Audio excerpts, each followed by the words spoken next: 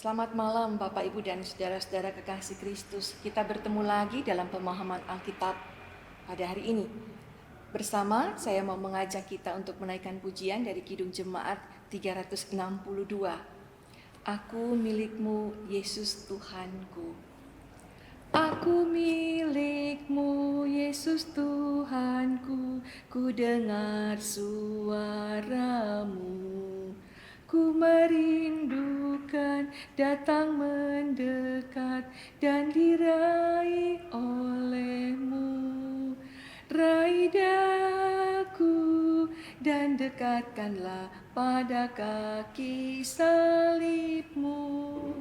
Raih daku, raih dan dekatkanlah ke sisimu Tuhanku. Bapak, Ibu, dan Saudara, kita akan bersama membaca Alkitab dari Yesaya pasal 43 ayatnya yang ke-7. Semua orang yang disebutkan dengan namaku, yang kuciptakan untuk kemuliaanku, yang kubentuk dan yang juga kujadikan. Bapak, Ibu, dan saudara-saudara kekasih Kristus, seorang ibu mengatakan kepada temannya bahwa ia di rumahnya kedatangan seekor anjing kampung. Si ibu ini dengan gembira mengatakan bahwa anjing itu merupakan keberuntungan baginya.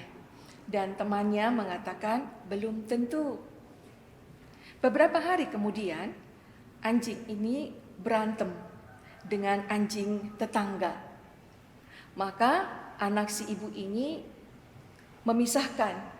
Ternyata anak ini digigit oleh anjing kampung itu. Si ibu ini mengeluh dan bercerita kepada temannya, betul katamu, anjing itu belum tentu membawa keberuntungan. Saudara, rupanya luka gigitan anjing tersebut lumayan besar, membuat anak si ibu ini tidak bisa berjalan untuk pergi ke sekolah. Rupanya akibat hujan lebat sehari sebelumnya, pagi itu sungai banjir di desa itu dan jembatan panjang yang menjadi jalan utama menuju ke sekolah, termasuk anak ini biasa melewatinya, itu roboh. Si ibu ini menelpon temannya dan bercerita, anjing itu membawa keberuntungan. Anakku selamat dari bencana jembatan roboh. Dan temannya menjawab, belum tentu. Beberapa hari kemudian, anjing itu merusak sofa yang ada di garasi milik si ibu. Seisi ruangan penuh dengan busa, sofa yang berantakan di mana-mana. Si ibu ini membereskan sampai pinggangnya terasa sakit sekali. Dan dia marah-marah, lalu menelpon temannya dan mengatakan, si anjing itu membawa sial. Gara-gara dia, pinggang saya serasa mau patah. Dan temannya itu menjawab, belum tentu. Ketika si ibu ini membereskan tumpukan busa di pojok ruangan garasinya, dia kaget sekali karena menemukan bangkai seekor ular yang besar dan sudah mati. Si ibu ini cepat-cepat menelpon temannya dan bercerita tentang anjing kampung itu yang telah membawa keberuntungan. Karena itu dia dan keluarganya selamat. Temannya menjawab, belum tentu. Saudara-saudara kekasih Kristus, kita hidup dalam kemungkinan. Segala hal serba mungkin terjadi. Yang tidak pernah kita bayangkan ternyata bisa terjadi.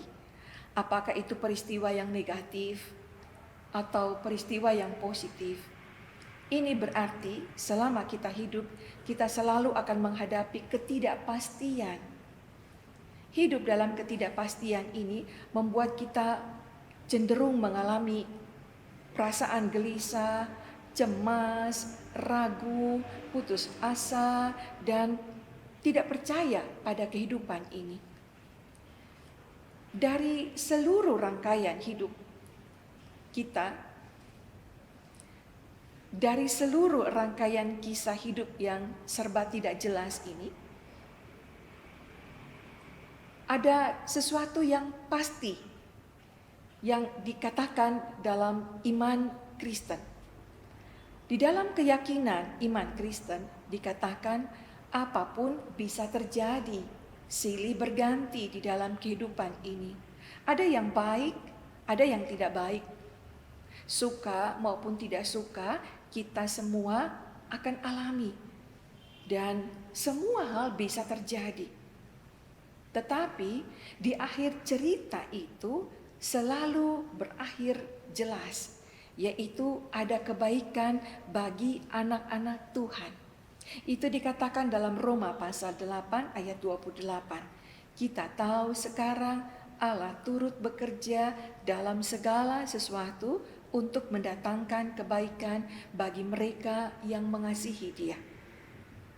Pertanyaan kita sekarang, dari mana kita tahu itu? Bagaimana kita akan tahu bahwa di balik peristiwa yang menyedihkan, peristiwa yang tidak menyenangkan, ujungnya ada hal-hal yang baik? Bagaimana kita tahu bahwa pandemi ini akan berakhir dengan baik?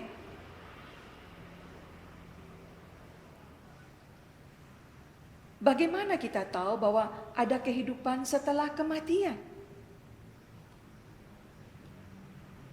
Sebagai manusia, kita tidak tahu. Tidak ada manusia yang bisa memastikan itu. Namun, Tuhan menjamin bahwa sebuah ending di ujung cerita ini akan baik. Mengapa? Karena Tuhan adalah pemilik kehidupan ini. Jaminan itu bukan datang dari manusia, tetapi dari Tuhan Yesus Kristus. Itu tidak terjadi tiba-tiba, begitu saja.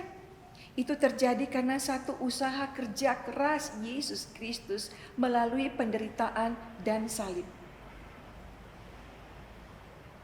dan kebangkitan. Dia menghadirkan kepastian untuk hidup kita.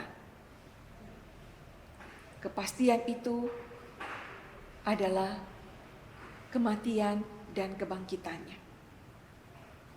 Saudara-saudara kekasih Kristus,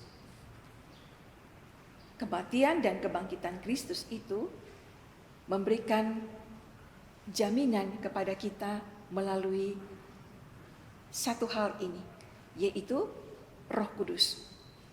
Roh Kudus memberikan meterai. Roh Kudus adalah meterai. Di tengah dunia yang serba tidak pasti, Roh Kudus diberikan Allah bagi kita untuk menjamin, seperti untuk menjamin keaslian sebuah produk, untuk menjamin mutu sebuah barang, harus ada meterai, harus ada segelnya. Siapa yang bisa menjamin? Tentu pemilik atau produsen barang itu, bukan? Kepemilikan Tuhan menjadi ciri khas yang memberi identitas kepada kita, umat. Identitas kita pertama-tama terletak pada kepemilikan Tuhan kepada kita, sebagaimana yang dikatakan dalam Yesaya tadi. Tuhan memperkenalkan kita itu sebagai miliknya, dan ini penting sekali. Di dunia yang serba tidak pasti ini, ada yang pasti, yaitu kita ini milik kepunyaan Tuhan. Dan Rasul Paulus menjelaskan bahwa Roh Kudus dicurahkan kepada kita sebagai penjamin. Roh Kudus juga yang memimpin, Roh Kudus juga yang mengajari kita hidup menyelaraskan kehendak kita dengan kehendak Allah, rencana Allah dengan rencana kita. Agar kita beradaptasi dengan kehidupan surgawi sejak di sini. Kehidupan kita di sini mulai disiapkan untuk kehidupan yang kekal di sana. Saudara-saudara, hidup kita dituntut untuk selaras dengan kehendak Allah. Maka wujud hidup di sini itu harus menggambarkan karakter hidup Tuhan yang menghadirkan damai sejahtera, yang menghadirkan kasih, yang menghadirkan kesejukan, kesetiaan, kemurahan, pengendalian diri, dan keselamatan. Saudara, hidup dalam jaminan Roh Kudus bukan hanya kita dijamin, tapi kita juga diberi peran untuk menghadirkan, untuk meneruskan karya Roh Kudus. Bahwa Tuhan itu akan mengerjakan segala hal untuk kehidupan manusia. Dan segala sesuatu di ujung kisah kita ini adalah hidup yang kekal bagi semua orang. Amin. Bapak, Ibu, dan saudara-saudara, kita bersama-sama akan menaikkan doa syafaat. Mari kita tundukkan kepala dan kita berdoa. Bapa Surgawi, terima kasih.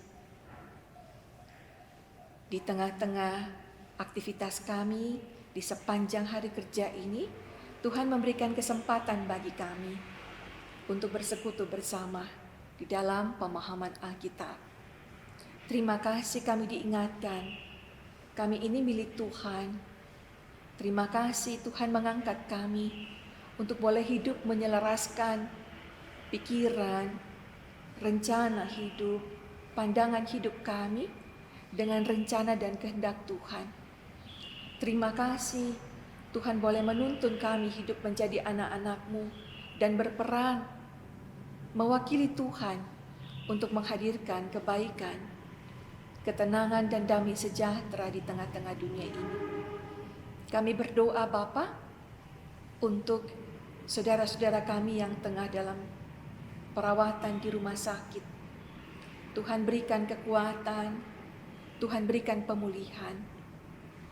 Kami mau berdoa Tuhan untuk saudara-saudara kami yang terkena COVID dan karena itu menjalani masa isolasi mandiri di rumah ataupun di rumah-rumah pemulihan.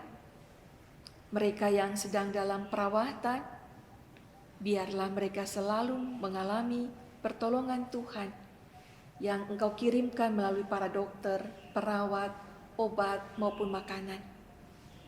Kami mendoakan anak-anak kami yang tengah ujian kelas 3 SMA. Tuhan beri mereka semangat, ketekunan, ketelitian dalam mengikuti seluruh rangkaian ujian. Kami berdoa untuk para orang tua yang tengah mencari nafkah di tengah-tengah pandemi ini. Tuhan beri semangat, Tuhan beri kesehatan, Tuhan beri sukacita. Apa yang diupayakan dengan kesungguhan hati dan kebenaran boleh mendatangkan hasil yang memberi manfaat bagi perjalanan kehidupan keluarga kami masing-masing. Terima kasih Bapa, kami boleh bersekutu bersama malam ini. Di dalam nama Tuhan Yesus Kristus kami berdoa. Amin. Bapak, Ibu, dan saudara-saudara, demikianlah persekutuan doa pada malam ini. Bapak, Ibu, dan saudara-saudara, demikianlah pemahaman Alkitab untuk malam ini. Tetap di rumah, tetap semangat. Tuhan Yesus memberkati kita semua. Amin.